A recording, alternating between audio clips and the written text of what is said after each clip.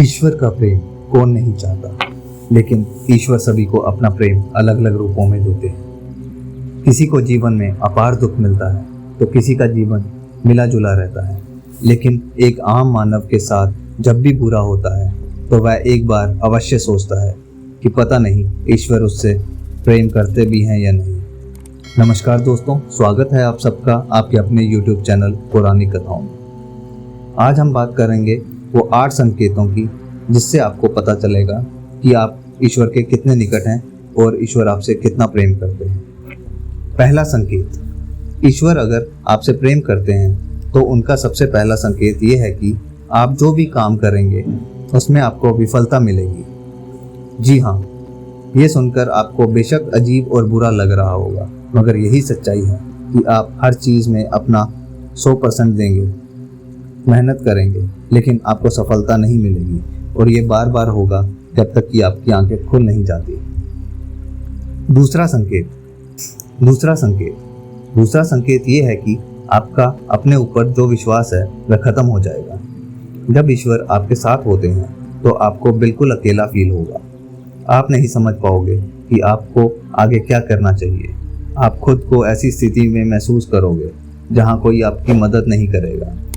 आप किसी को अपनी परेशानी शेयर नहीं कर सकते, और अगर किसी को बता भी देंगे तो उनके लिए ये बहुत छोटी बात होगी या वे इस पर ध्यान नहीं देंगे।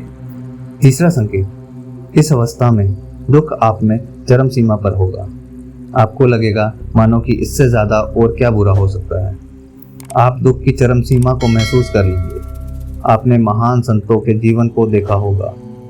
उनके जीवन में बड़े से बड़ा दुख आया और फिर उनके अंदर वैराग्य आया। तब इस जीवन और भौतिक सुखों से आगे ईश्वर को जानने की उनके अंदर प्यास जगी। इस प्रकार अंत में उन्होंने ईश्वर का साक्षात्कार भी प्राप्त कर लिया। इन दुखों से इंसान टूट तो जाता है, लेकिन इन्हीं दुखों से उनमें ईश्वर के प्रति प्रेम भी विकसित होता है। वह ये समझ जाता है संसार में सारे सुख नहीं है, कुछ ऐसा है जो इस संसार से परे है, जो ईश्वर ही है। ईश्वर सबसे पहले हमें हारना ही सिखाता है, क्योंकि जब तक आप हार को नहीं समझते तब तक आप जीत को भी नहीं समझ सकते हो। चौथा संकेत, जब आपकी सारी उम्मीदें टूट जाएंगी तब आपके अंदर एक इनर सर्च शुरू होगी। इससे आप खुद को ही परखेंगे।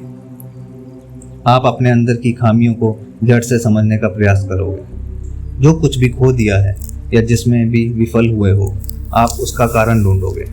आप खुद से सवाल करोगे।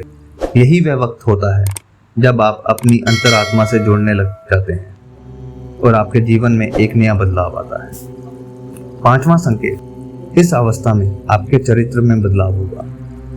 जब आप खुद से लड़ने लगते हो तब आप अपनी खामियों को समझने भी लग जाते हो। इससे आप खुद को बदलना और तराशना भी शुरू कर लगते हो। इससे आप पहले से अधिक शांत, स्थिर, चीज़ों को गहराई से देखने वाला बनने लगते हो।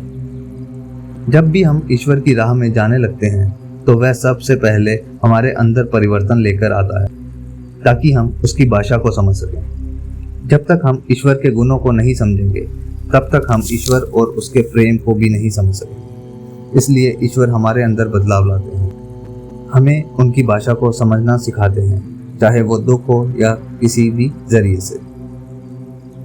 छठा संकेत, इस अवस्था में आप किसी भी चीज़ में हार जीत का अनुभव नहीं करेंगे। ये वह वक्त है जब आप बदल चुके हैं, आपके अंदर बदलाव आ रहा है।